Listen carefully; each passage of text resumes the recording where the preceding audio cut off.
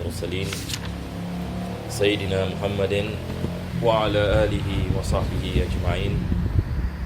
Alhamdulillah, pertama dan utama sekali kita memanjatkan syukuran kepada Allah Subhanahu Wa Taala dapat kita menyambung pengajian dalam kitab Minhajul Talibin, dan kita berdoa kepada Allah mudah-mudahan Allah menjadikan pengajian ini sebab pengampunan bagi segala dosa, dan Allah mengabulkan segala hajat dan menjadikan kita di antara hamba-hamba yang bertakwa, dan mudah-mudahan Allah selamatkan kita daripada segala bala, segala bencana, segala musibah di dunia dan akhirat. Amin ya rabbal alamin. Maka pengajian kita yang lepas kita sedang membicarakan tentang rukun yang ketujuh, iaitu sujud. Dan kita hampir habis membicarakan berdasarkan apa yang disebutkan oleh Al-Imam An-Nawawi daripada masalah yang kita bicarakan pada pengajian yang lepas adalah berkenaan dengan 7 anggota badan wajib berada di atas bumi. Dan Imam Nawawi menukilkan pendapat Al-Imam Rafi yang mengatakan hanya diwajibkanlah jabhah. Selain daripada jabhah, iaitu dahi, tidak diwajibkan berada yang di atas bumi. Maka Al-Imam Nawawi mentarjihkan, mengatakan qultu al-adharu wujubuhu, yakni pendapat adhar adalah wajib. Dan juga diwajibkan tumakninah. Kita membicarakan tumakninah diwajibkan dalam rukuk, di dalam sujud. Dan apabila seseorang itu melakukan sujud, dia mesti niat sujud, bukan niat selain daripada sujud. Ini juga disebutkan ini oleh Al-Imam Nawawi. Selepas itu beliau mengatakan wa akmaluhu yukabbiru li huwiyhi bila raf'in wa yad'u rukbatayhi thumma yadayhi thumma jabhatahu wa anfahu. Ini adalah akhir sekali saya rasa kita berhenti pada pengajian kita yang lepas. Jadi insya-Allah kita mula daripada sini. Boleh satu orang baca? Wa akmaluhu. Bismillahirrahmanirrahim. Alhamdulillahirabbil alamin. Bihi nasta'in 'ala umuri dunya waddin. Wa sallallahu wasallam 'ala sayyidina Muhammadin wa 'ala alihi wa sahbihi ajma'in. Dari Syekhul Mu'allif wa adallahu naf'a bihi wa bikum fid darain. Amin. Radhiyallahu anhu. Wa qala radhiyallahu anhu wa akmaluhu yukabbiru li huwiyhi bila raf'in wa yad'u rukbatayhi thumma yadayhi thumma jabhatahu ثم جبهته وأنفه ويقول سبحان ربي الأعلى 3 ويزيد المنفرد اللهم لك سجدت وبك آمنت ولك أسلمت وسجد وجهي للذي خلقه وصوره وشق سمعه وبصره تبارك الله أحسن الخالقين ويضع يديه حذو منكبيه وينشر أصابعه مضمومة للقبلة ويفرق ركبتيه ويرفع بطنه عن فخذيه ومرفقيه عن جنبيه في ركوعه وسجوده وتضم المرأة والأنثى. Sekarang beliau mengatakan wa akmaluhu, yakni kesempurnaan yakni bagi yakni melakukan yakni sujud. Setelah beliau membicarakan syarat-syarat yang lepas, maka beliau mengatakan yukabbiru lihuwihi bila raf'in, yakni apabila dia turun yakni sujud tidak disunatkan mengangkat tangan. Apabila yakni dia turun yakni kepada sujud, maka tidak disunatkan yakni dia mengangkat tangan. Wa yad'u rukbatayhi. Jadi sekarang beliau membicarakan yakni tentang tertib ni. Jadi pertama sekali disunatkan lutut dahulu. Jadi apabila kita turun yakni melakukan sujud, maka disunatkan kita turun yakni dengan lutut. Maka disunatkan kita turun yakni juga dalam keadaan yang pelan, yakni dalam keadaan tenang. Tidak disunatkan kita turun seperti turunnya unta. Kita ada hadis yang berkenaan dengan makruh, yakni kalau sekiranya seseorang itu dia turun kepada sujud seperti turunnya unta, yakni maksudnya dia menghempaskan badannya. Unta ini kalau kita lihat bila dia duduk, masya-Allah, yakni kalau satu orang berada di bawah unta boleh meninggal terus. Yakni dia kekuatannya apabila dia hempap. Maka Nabi SAW melarang kita melakukan salat seperti perbuatan binatang. Nabi melarang kita duduk dalam salat seperti duduknya anjing. Ini juga ini berkenaan dengan hadis. Dan Nabi SAW melarang kita melakukan salat seperti ini fox dalam bahasa kita apa kita panggil? Musang ni. Melarang kita melakukan solat seperti musang. Ini musang ini apa sifatnya? Sifatnya dia suka dia punya badan sentiasa dalam keadaan lihat sana lihat sini.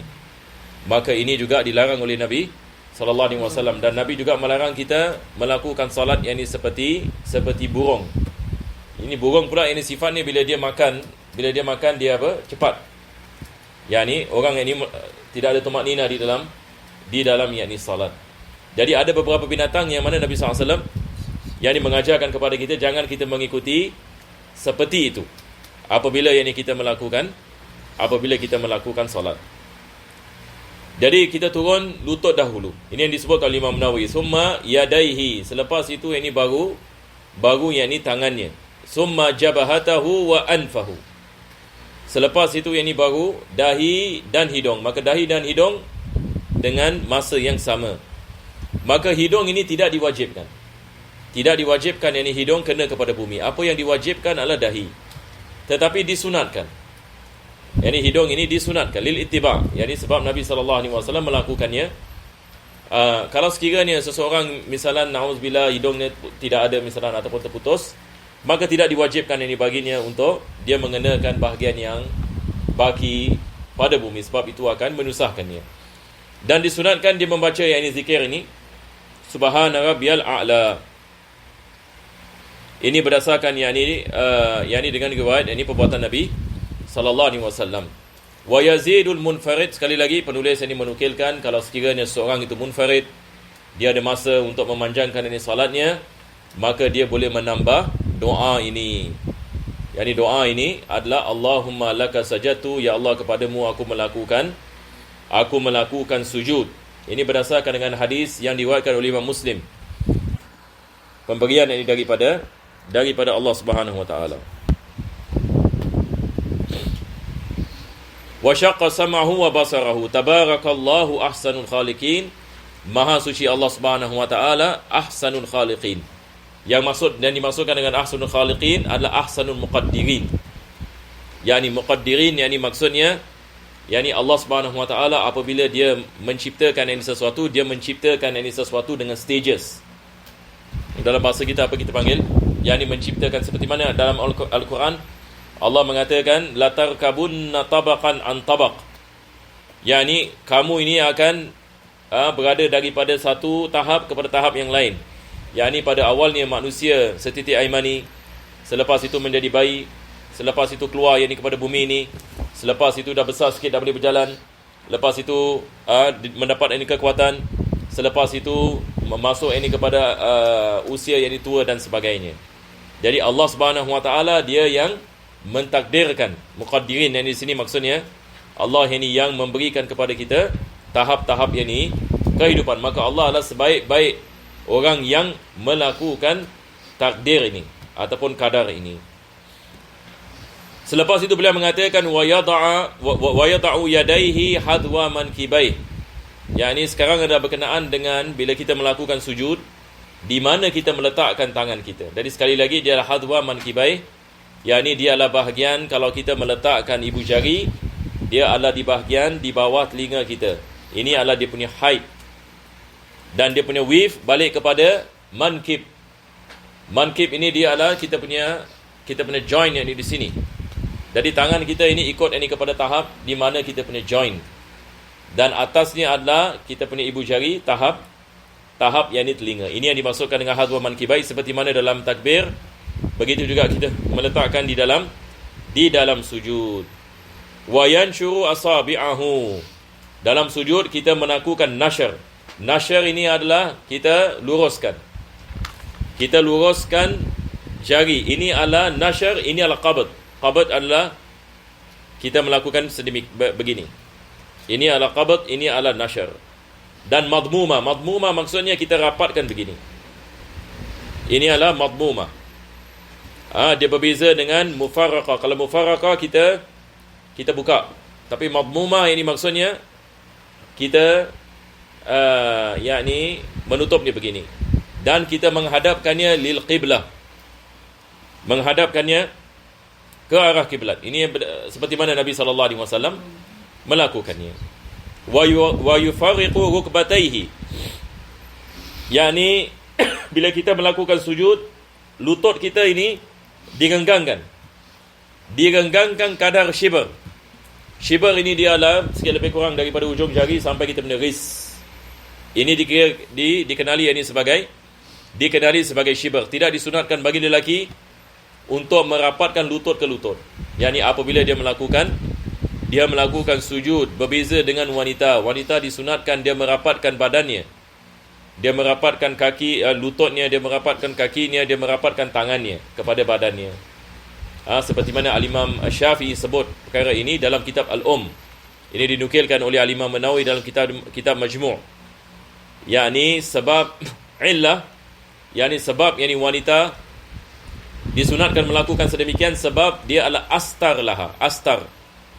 Yakni disunatkan ini bagi wanita dalam keadaan sitar, dalam keadaan menutup. Yakni disunatkan ini dia menutup ini auratnya lebih ini daripada lelaki dan diwajibkan ke atasnya. Dan dalam salat juga disunatkan yakni dia menutup ini yakni bahagian yakni badannya berbeza ini dengan lelaki. Lelaki berbeza. Nanti insya-Allah bila kita membicarakan tentang sunah-sunah sujud, penulis ini akan membicarakan perbezaan yakni di antara lelaki dengan wanita di dalam sujud. Wa yufarriqu rukbatayhi wa yarfa'u batnahu. Disunatkan yakni dia mengangkat perutnya. Ini maksudnya perut kita tidak disunatkan merapatkan kepada paha. Sekali lagi berbeza dengan wanita. Wanita yang ini disunatkan mereka merapatkan perut yang ini kepada paha, tetapi bagi lelaki tidak yang ini disunatkan. Ini berdasarkan dengan hadis Nabi SAW seperti mana yang ini diriwayatkan dalam Sahih Muslim. Dikatakan kalau kambing kecil boleh berlalu di bawah badan Nabi SAW. Ini bila Nabi melakukan sujud, yang ini maksudnya yang ini renggang. Tetapi jangan yang ini kita terlalu yang ini badan kita terlalu flat. Ada orang yang ini dia melakukan sujud seperti dia nak baring. Maka ini tidak disunatkan. Ini maksudnya di sini dia tidak terlalu flat dan dia tidak terlalu rapat, tapi dia adalah renggang ini di antara perut ini dengan paha. Wa mirfaqaihi an janbaihi. Berkenaan dengan siku, tidak disunatkan kita merapatkan siku kepada badan. Kita disunatkan kita buka ini siku kalau sekiranya kita melakukan salat sendirian. Tapi kalau kita dalam jamaah, maka kita harus lihat ini kepada keadaan. Tidak dibolehkan kita siku orang. Jadi kalau kita melakukan salat jamaah, yang ini kita melakukan salat yang ini seperti biasa, disunatkan kita merapatkan saf. Tapi kalau kita imam ataupun kita salat sendirian, maka disunatkan yang ini kita membuka ini siku. Ini yang penulis mengatakan mirfaqaihi an janbaihi. Janb ini adalah bahagian tepi badan kita. Jadi tidak disunatkan kita merapatkan begini, tapi disunatkan kita buka. Kita buka siku. Fi ruku'ihi wa sujudihi, dalam ruku' dan juga dalam sujud. Dalam ruku' seperti mana kita mengatakan disunatkan kita memegang lutut. Jadi bila kita memegang yang ini lutut dan kita ratakan ini bahagian badan kita, maka ada yang ini tempat untuk kita membuka ini siku kita hatta di dalam ini ruku'. Begitu juga dalam sujud disunatkan kita membukanya. Fi ruku'ihi wa sujudihi. Sebelah situ penulis mengatakan wa tadummul mar'atu wal khuntha. Jadi apa yang difahami dalam matan di sini, ini membicarakan kesemuanya tentang lelaki. Kesemuanya ini tentang lelaki, bukan yang ini wanita. Sebab selepas itu beliau mengatakan wa tadummul mar'atu wal khuntha. Yani khuntha juga melakukan yang ini sedemikian. Nah, teruskan. Al-thamin al-julusu baina sajdatayhi mutma'innan. ويجب أن لا يقصد برفعه غيره وأن لا يطوله ولا الاعتدال وأكمله يكبر ويجلس مفترشا واضعا يديه قريبا من ركبتيه وينشر أصابعه قائلا رب اغفر لي وارحمني واجبرني وارفعني وارزقني واهدني وعافني ثم يسجد الثانية كالأولى والمشهور سن جلسة خفيفة بعد سجدة الثانية في كل ركعة يقوم عنها. Sekarang kita akan masuk ini kepada rukun yang ke-8. penulis ini mengatakan al-julusu baina sajdataihi mutmainnan, yakni duduk di antara dua sujud, dan wajib seseorang itu melakukan duduk ini dengan tumakninah. Jadi wajib ini dia melakukan duduk, dan disunatkan dia duduk dalam keadaan iftirash. Jadi saya rasa kita semua dah faham apa maksud iftirash, apa maksud tawarruk. Jadi iftirash ini maksudnya kita menegakkan kaki kanan dan kita menghamparkan kaki kiri. Ini adalah iftirash. Dan wajib ini kita duduk dengan tumakninah, kadar ini subhanallah. Ini adalah perkara yang pertama sekali penulis ini mengatakan. Jadi duduk ini hatta kalau dia duduk tawarruk tidak ada masalah. Dan begitu juga ini duduk ini tarabbu', yakni seperti duduk ini bersila, juga ia sah. Tapi disunatkan iftirash seperti mana beliau akan sebut nanti. Wa yajibu an la yaqsida bi rafi ghairahu. Ini adalah perkara yang sama. Kita lihat dalam ruku' penulis membicarakan syarat ini, dalam sujud dia membicarakan syarat ini. Sekarang ini duduk di antara dua sujud. Yakni maksudnya bila dia bangun daripada ruku' yang pertama, sujud yang pertama, wajib yakni dia bangun kerana duduk, bukan kerana selain daripada duduk. Kalau sekiranya dia bangun sebab dia terperanjat misalan, ataupun ada sesuatu di tempat sujudnya dan dia bangun dengan keadaan yang terperanjat, maka tidak sah yang ini duduk dia antara yang ini dua sujud ini. Maka wajib yang ini dia kembali yang ini kepada sujud dan naik yang ini sekali lagi naik sekali lagi yang ini kepada duduk di antara dua sujud. Wa an la yutawwilahu walal i'tidal. Dan tidak dibolehkan baginya untuk memanjangkan duduk di antara dua sujud. Apa sebabnya? Sebabnya duduk di antara dua sujud dia adalah rukun yang pendek. Kita dalam solat ini yakni rukun fi'li dia terbagi kepada rukun yang panjang dengan rukun yang pendek. Jadi rukun yang pendek termasuk i'tidal dan duduk di antara dua sujud. Ini yang penulis ini mengatakan wa an la yutawwilahu walal i'tidal. Dan tidak dibolehkan yakni dia memanjangkannya, dan begitu juga al-i'tidal. Tetapi minggu lepas saya rasa saya ada menyebut tentang i'tidal pada rakaat yang terakhir. Ini adalah pengecualian.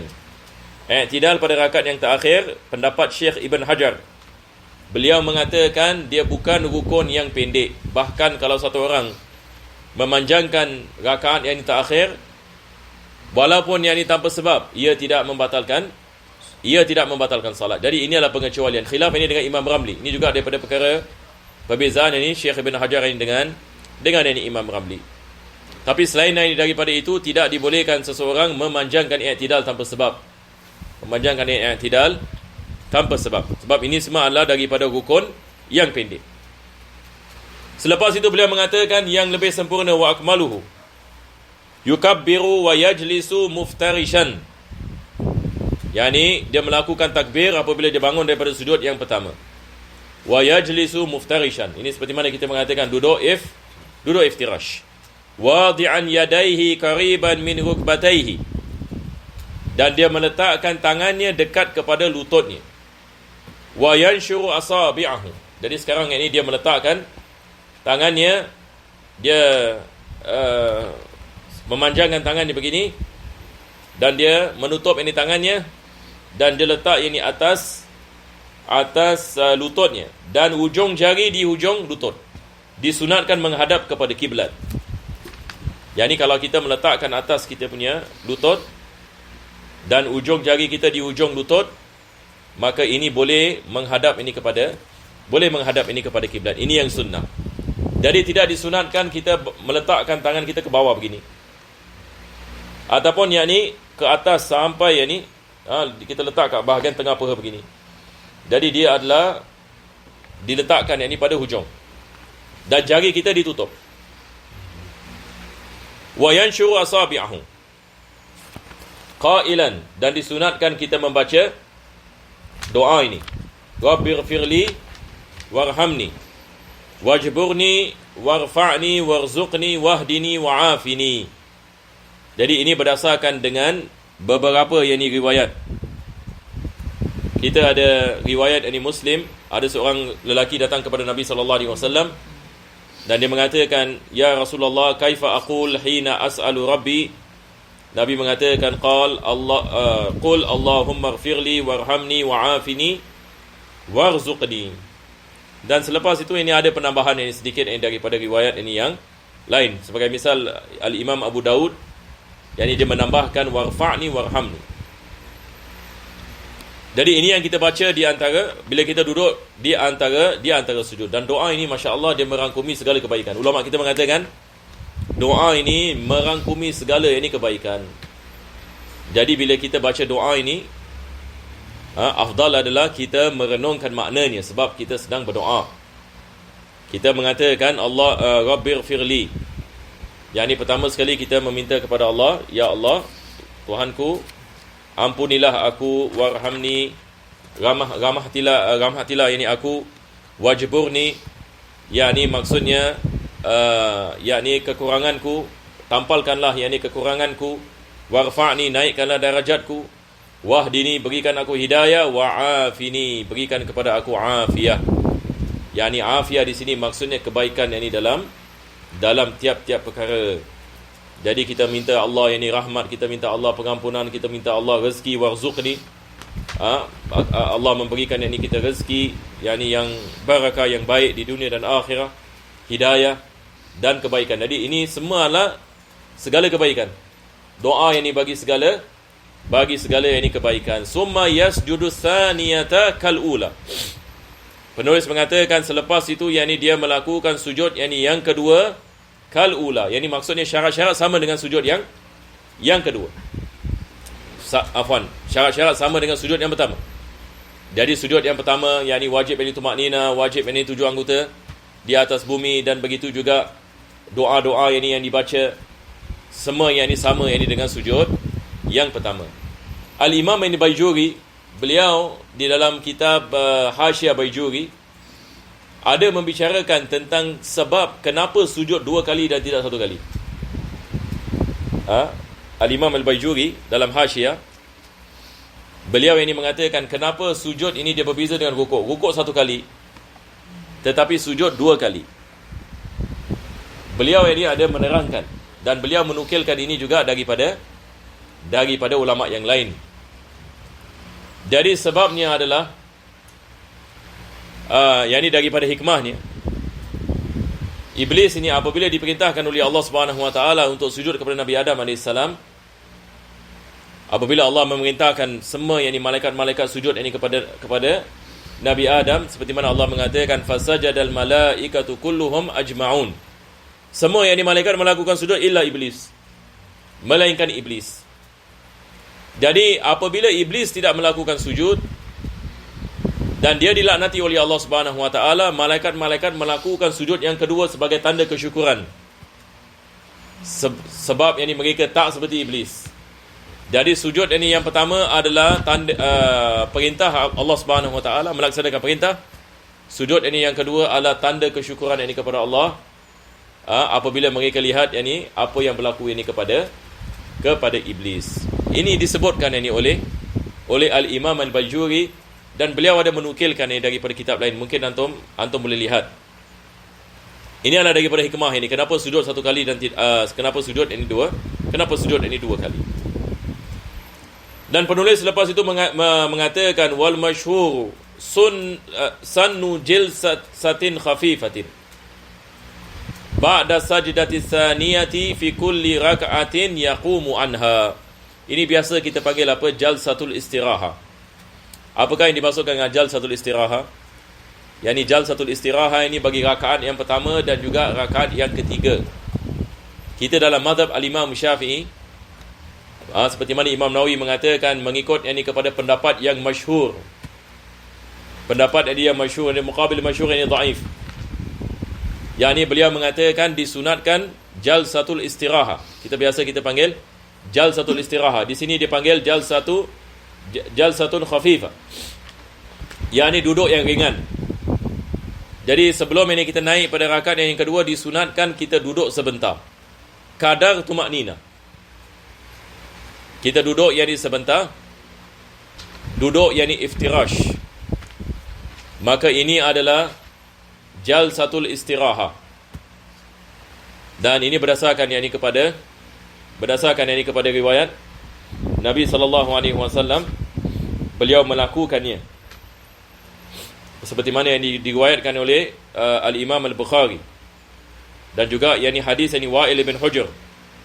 Dia mengatakan annahu sallallahu alaihi wasallam kana idza rafa'a ra'sahu minas sujud istawa qa'iman. Yani Nabi sallallahu alaihi wasallam hadis ini Bukhari mengatakan Nabi sallallahu alaihi wasallam melakukan duduk sebelum ini dia berdiri. Dan muqabil yang masyhur hadis ini Wa'il bin Hujr mengatakan Nabi sallallahu alaihi wasallam tidak melakukannya. Jadi di sini kita ada khilaf ini ulama berkenaan dengan jalsatul istiraha.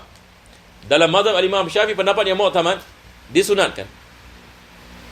Tetapi mazhab yang lain semua mengatakan tidak disunatkan. Yakni mazhab Hanafi, mazhab Maliki, mazhab Hambali mengatakan tidak disunatkan jalsatul istiraha. Apa sebabnya? Walaupun mereka mengetahui ada hadis yang menunjukkan Nabi melakukannya. Kenapa ini mereka mengatakan tidak disunatkan? Sebab ini mereka mengatakan kalau sekiranya jalsatul istiraha itu disunatkan, tentu sekali ada zikir yang khusus baginya. Tetapi jalsatul istiraha tidak disunatkan kita baca apa-apa. Betul ke tidak? Yang ini tidak ada zikir yang khusus. Mereka mengatakan kalau sekiranya jalsatul istiraha itu sunnah, Nabi SAW akan mengajar kita zikir yang khusus. Yang ini maksudnya apabila kamu berada pada jalsatul istiraha, bacalah zikir ini. Tetapi tidak ada. Maka mereka mengatakan ia tidak disunatkan. Akan tetapi Nabi SAW melakukannya pada akhir umurnya. Sebab kita ada dua riwayat. Riwayat yang pertama mengatakan Nabi melakukannya, riwayat kedua mengatakan Nabi tidak melakukannya. Itu sebab kita ada perbezaan yang pendapat. Adakah kelakuan Nabi SAW ini sunnah, ataupun yakni disebabkan yakni beliau melakukannya apabila sampai kepada umur tua? Nampak? Dalam mazhab Al-Imam Syafi'i, masya-Allah, yakni Al-Imam Syafi'i yang mengatakan dia adalah sunnah.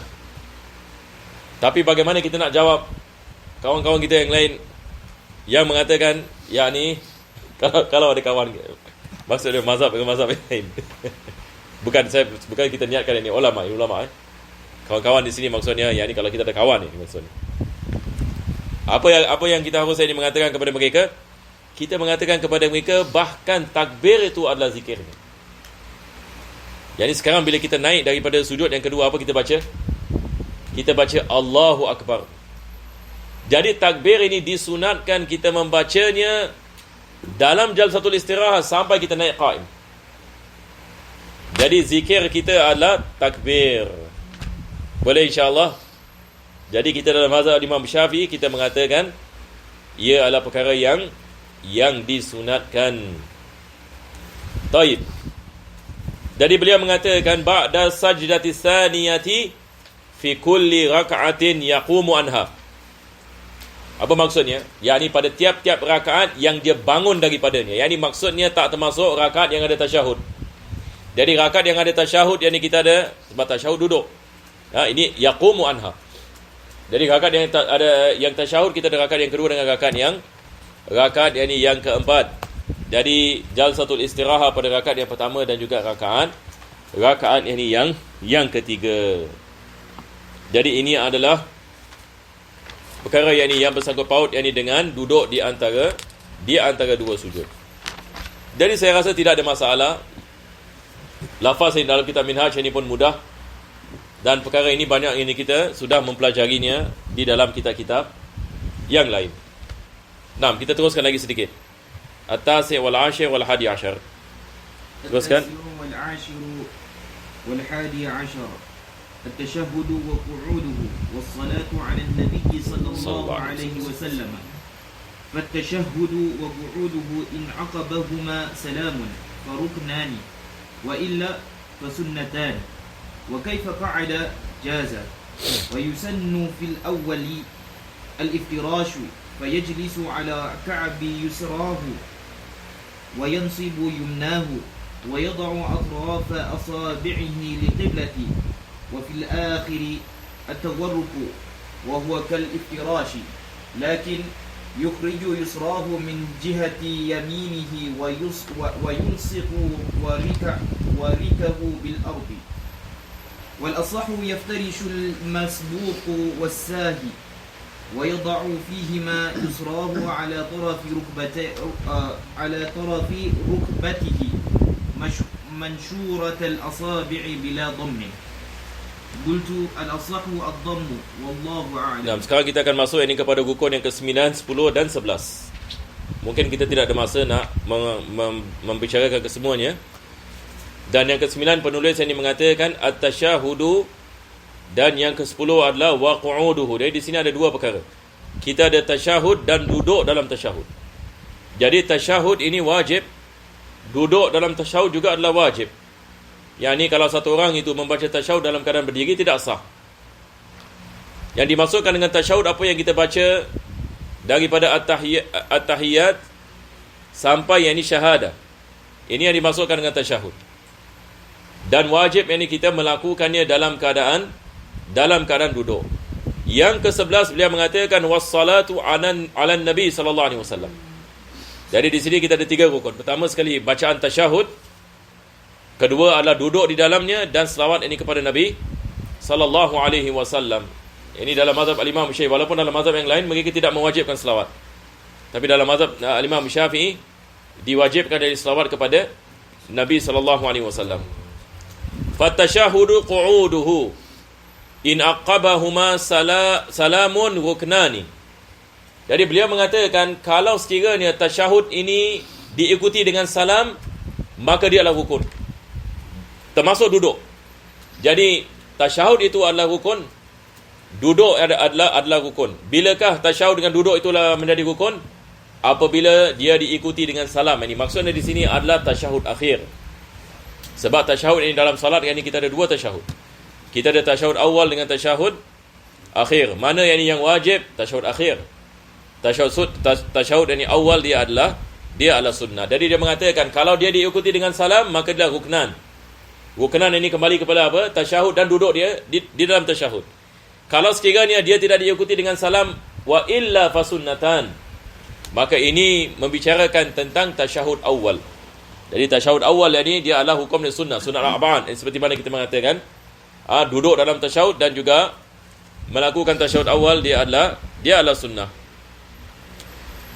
Wa kaifa qa'ada jaza, berkenaan dengan duduk, apa saja yang ini cara yang ini dia duduk dibolehkan. Sama ada dia duduk iftirash, tawarruk, tarabbu', iqa'. Iqa' seperti mana kita mengatakan ada 2 jenis iqa'. Satu adalah iqa' yang diharamkan seperti duduk ni anjing. Dan satu kita ada iqa' yang disunatkan, iaitu kita duduk ini atas kita punya hil. Ini juga dikenali yang ini sebagai iqa'. Kalau sekiranya dia melakukan tasyahud yang ini dengan iqa', yang ini sah. Ataupun yang ini duduk bersila misalnya, juga ini tidak ada masalah. Yang ini ia dikirakan yang ini sebagai yang ini sah. Jadi penulis mengatakan apa saja jenis yang duduknya dibolehkan. Wa yusannu fil awwali iftirash, disunatkan pada tasyahud awal yang ini duduk ini iftirash. Wa fayajlisu ala ka'bi yusrahu, jadi dia duduk yang ini di atas yang ini kaki kirinya. Dan ini kita faham ya, iftirash kita duduk yang ini atas kaki kiri dan kita menegakkan kaki kanan. Ini yang penulis mengatakan fayajlisu ala ka'bi yusrahu wa yansibu yumnahu, dia menegakkan kaki kanannya. Wa yad'u atrafa asabi'ihi lil qiblah, dan dia meletakkan tangannya menghadap ini kepada kiblat. Dia meletakkan tangannya yang ini di atas lututnya menghadap ini kepada kiblat. Ini adalah sunnah. Wa fil akhiri, manakala pada tasyahud akhir disunatkan tawarruk. Selepas itu disyarahkan ini apa ini tawarruk. Dia mengatakan wa huwa kal iftirash, dia adalah seperti iftirash, lakin yukhriju yusrahu min jihati yaminihi wa yulsiqu warikahu bil ard. Yani dia mengeluarkan kaki kirinya kepada yang di bahagian kanannya dan dia meletakkan punggung kirinya ke bumi. Dia meletakkan punggung yang di kirinya ke bumi. Ini adalah tawarruk.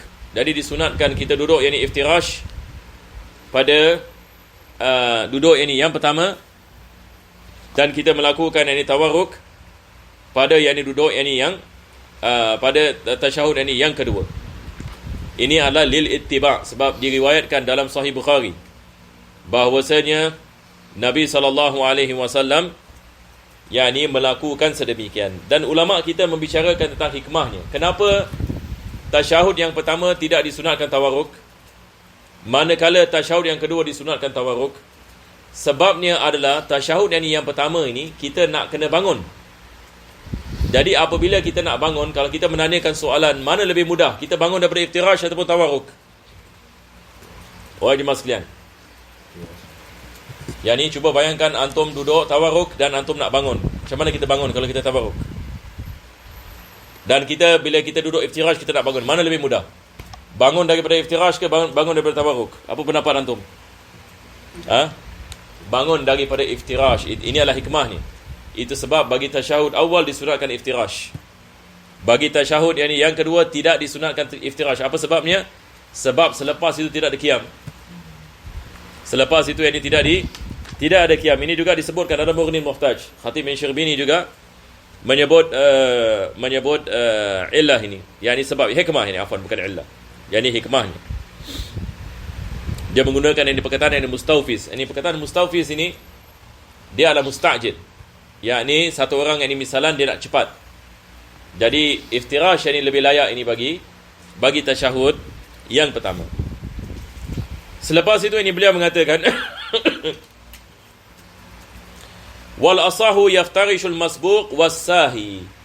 Masbuq juga disunatkan baginya iftirash walaupun imam sudah pada rakaat yang keempat. Yakni imam ini melakukan tasyahud ini yang kedua. Dan masbuq ini dia ada rakaat yang lain nak ganti. Tidak disunatkan dia tawarruk. Apa sebabnya? Kalau kita faham hikmah kita akan faham. Sebab yang ini dia nak kembali kepada qiyam. Maka tidak disunatkan baginya untuk dia duduk tawarruk. Ini adalah misal yang pertama. Misal yang kedua adalah sahi. Siapa sahi? Sahi ini adalah orang yang akan melakukan sujud sahwi. Sebab ini dia telah melakukan sesuatu kesilapan. Dan dia nak melakukan sujud sahwi sebelum salam. Baginya tidak disunatkan tawarruk. Sekali lagi, hikmahnya kenapa? Kita menanyakan soalan. Satu orang kalau nak melakukan sujud, mana lebih mudah? Melakukan sujud daripada iftirash ataupun melakukan sujud daripada tawarruk? Melakukan sujud daripada iftirash yang lagi mudah. Jadi disunatkan yang ini baginya iftirash dan tidak disunatkan baginya tawarruk. Selepas itu beliau mengatakan wa yad'u fihi ma yusrahu ala tarafi rukbatihi mansyuratal asabi'. Yani penulis ini beliau ini mengatakan ini adalah pendapat Imam Rafi ya. Yani apabila dia duduk tasyahud dia meletakkan tangan di mana dia meletakkan tangan kiri, maka tangan kirinya dia mansyurah, dia tidak qabd. Berbeza dengan tangan kanan. Tangan kanan qabd bila dalam tasyahud, tapi tangan kiri yang mansyur. Dia mengatakan mansyuratul asabi' tanpa dham. Jadi apa maksud dia tanpa dham? Yang ini maksudnya begini, merenggangkan tangan. Dia merenggangkan tangan. Jadi al-Imam Rafi yang ini mengatakan tidak disunatkan dham bagi tangan kiri. Ini khilaf yang di antara Imam Rafi dengan Imam Nawawi. Al-Imam Nawawi mengatakan qultu al-asah dham. Nampak? Dia mengatakan yang ni, aku mengatakan pendapat yang asah adalah merapatkan jari dan bukan merenggangkan jari. Ini bagi jari apa? Jari bagi tangan kiri apabila kita melakukan tasyahud. Selepas itu beliau membicarakan tentang tangan kanan wa yaqbidu min yumnahu, dan dia melakukan qabd ini bagi tangan yang ini kanan. Jadi qabd ini berbeza dengan mansyur. Qabd ini adalah kita menggenggam yang ini tangan kanannya. InsyaAllah ini kita akan bicarakan ini pada minggu ini yang akan datang insyaAllah ta'ala disebabkan ini masa. Alhamdulillah Rabbil Alamin. Allahumma salli wa sallim ala sayyidina Muhammad wa ala ali sayyidina Muhammad. Rabbana atina fid dunya hasanah wa fil akhirati hasanah wa qina adzabannar. Sallallahu ala sayyidina Muhammadin wa ala alihi wa sahbihi wasallam. Alhamdulillah.